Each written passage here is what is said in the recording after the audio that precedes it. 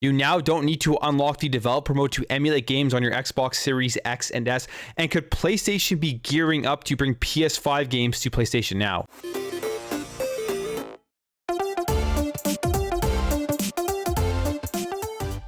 One of my favorite things with the Xbox Series consoles is the fact that you can kind of really do whatever you want with them, especially if you unlock the developer mode. You pay that $20, you can get in there and you can install emulators, PS1, Super Nintendo, Nintendo 64, and just play games from every generation. And with the Series X and S hardware, it actually runs really well.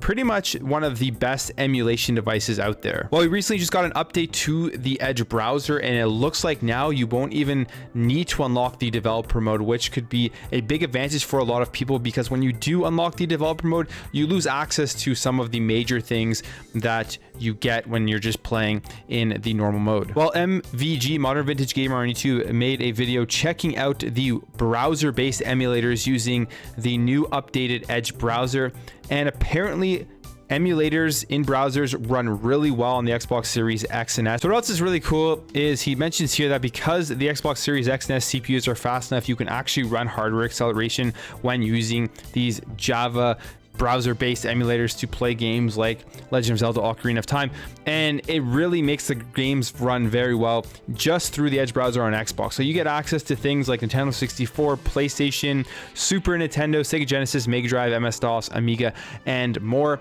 And you can also get access to the JavaScript-specific browser games like Quake 3 and Super Mario 64. Now, obviously, getting into the developer mode and using the actual hardware itself fully to do emulation on the Series X and S will be the best way to go about this, especially if you want to play games like PS2, GameCube, or the Nintendo Wii. But just the fact that you're not having to go into the developer mode, you can just load up your Edge browser, jump into one of these JavaScript emulators, and play these games, and they run very well based off of what we're seeing in his video and the test that he's done. I think that is a very, very cool thing, and it will be interesting to see if this ever gets blocked in the future. So the big competitor right now to Xbox Game Pass from PlayStation is PS Now. Now, I don't think it's anywhere on the same level as Xbox Game Pass, mainly because they don't bring over the new games. They don't bring over day one PlayStation games to the service, whereas Xbox Game Pass, you do get access to all of the Xbox Game Studio games on day one. Well, it looks like this may potentially be changing, at least with the fact that people may get PlayStation 5 games on PS Now in the future,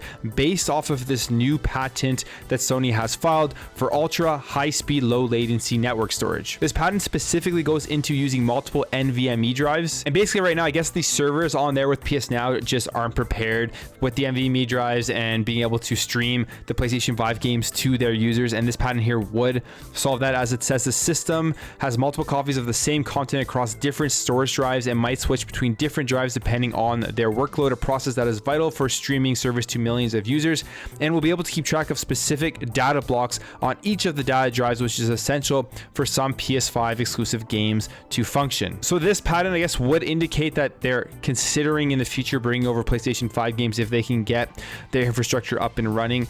But who knows if this will actually come to fruition. I feel like with the PlayStation strategy and everything, they are focused on getting those PlayStation 5s into people's homes. But I think if they would do something like this and open up PlayStation Now to more devices where you could play like Xbox Game Pass on your phone or something, that would be definitely something that would be great to see happen, and it would definitely help out getting more subscribers over to PlayStation Now. And with the PlayStation 5 games, they would probably start off by bringing over the older games. I would be shocked even now with seeing what Xbox is doing with bringing over their first party games on day one. Even though that has been successful with increasing subscribers, I would be shocked if PlayStation went in that direction. I think they're going to kind of do what they're doing with their PlayStation games on PC, which would be bringing over maybe older PS5 games to the service a couple of months after their release. But I still think that would be something that would be good to happen. But anyways, guys, that's it for me. Let me know what you think about this in the comments below. Are you going to check out the emulators through the new Edge browser on your Xbox Series X and S? And what do you think about that Sony patent, which looks like they may be considering bringing PS5 games over to PlayStation Now? If you enjoyed this video, make sure to hit that thumbs up button. If you're new here and you like what you see throughout this video, I'd really appreciate you hitting that subscribe button to help this channel grow, help grow this community so we can have great conversations in the comments below. Thank you again for watching. Thank you for your support, and I'll catch you in the next video.